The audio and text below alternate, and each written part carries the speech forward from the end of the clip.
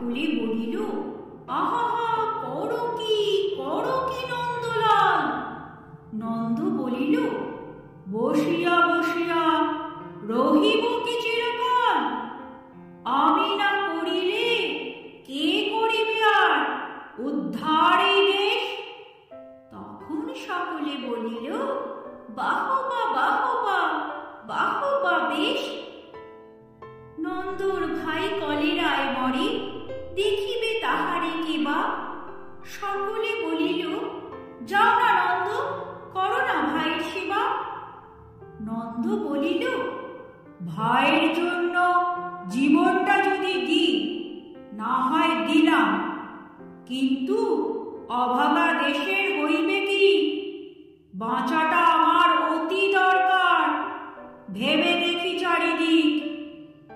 তখন সকলে বলিল, হাঁ হাঁ হাঁ, তা বটে, ঠিক।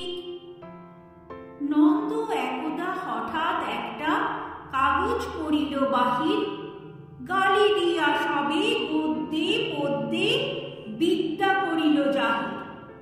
করিল ধন্য দেশের জন্য নন্দ খাটিয়া ঘুম, লেখে যত তার দ্বিগুণ ঘুমায়, খায় তার 10 গুণ।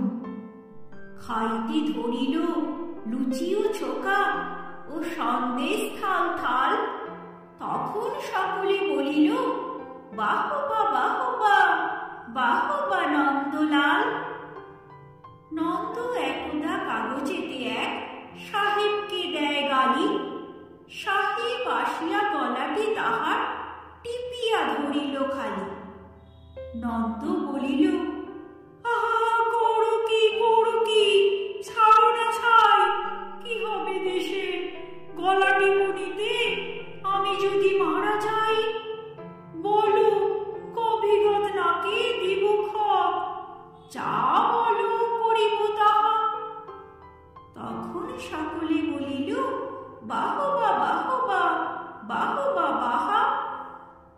নন্দ বাড়ির হতো না বাহির, কোথা কি ঘটে কি জানি? চড়িত না গাড়ি, কি জানি কখন উল্টায় গাড়িখানি?